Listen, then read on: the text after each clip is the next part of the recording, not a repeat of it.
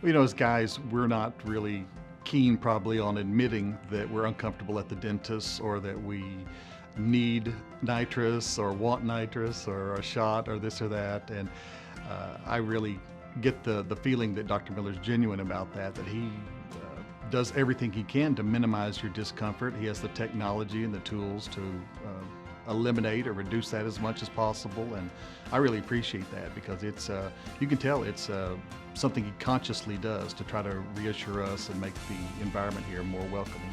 He's got a little TV camera thing. I think that he'll show you, this is your tooth and this is that, and it's really interesting to see what he's talking about through the x-rays and the kind of modern technology that he uses, that he's on top of things, and he can explain it to us in a way that makes us understand this is why you need to do that and this is why we do these things. So he's very confident, very reassuring, calm and patient, and I'm kind of a baby sometimes whenever it comes to going to the dentist, and he's patient with that. It gives me all the medicine I need and the time, and same for my kids. I guess we're all kind of babies, but he's good for us.